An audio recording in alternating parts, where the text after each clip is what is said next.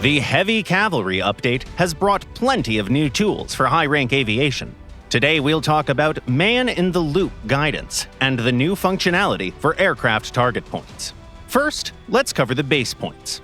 The new man-in-the-loop guidance mechanic works with the new GBU-53 bombs and the Koshava 3TM missiles, as well as many munitions that were added earlier.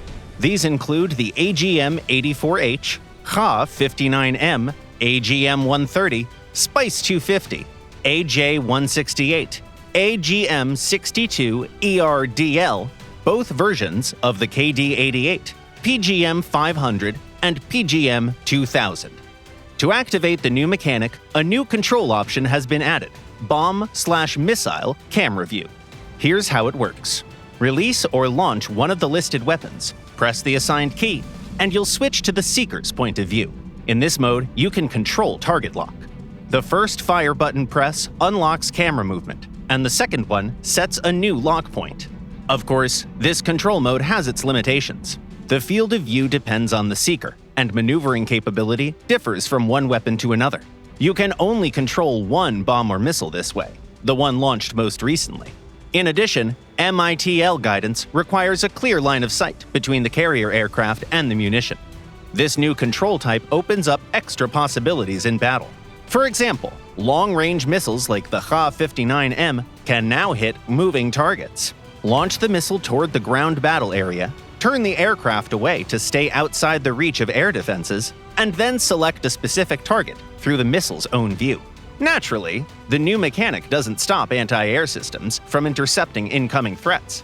But if you overload air defenses properly, an MITL-capable bomb or missile can be the final word in that argument. Speaking of points, it's time to talk about the new aircraft target point functionality. Let's start with the controls. In the aircraft weaponry section, you can bind keys for working with target points. Adding, deleting, selecting, and assigning weapons. It's all set up here. So, what can you do now? First, you can place up to 10 target points. You can assign the desired number of weapons to each of them and launch a salvo at all marked points at once.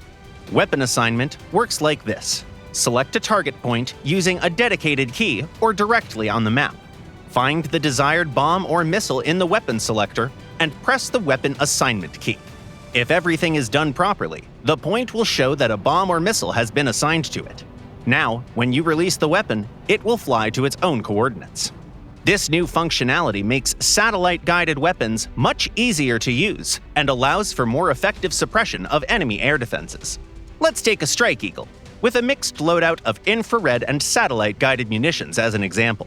From a safe distance, open the map, place 10 points in the likely SAM deployment area, and drop GBU-39s on them. For the 11th weapon, send in a GBU-53 with MITL guidance. And while the SAM player is busy intercepting the nearest threats, guide one bomb precisely into their guidance system. And that's just one possible scenario. We're sure some of you have already come up with clever plans for using the new mechanics. We'll be happy to read all about them in the comments. And by the way, the new aviation weapons don't end here, but we'll cover the other changes in separate videos. For today though, let's set a point for the future. And see you soon!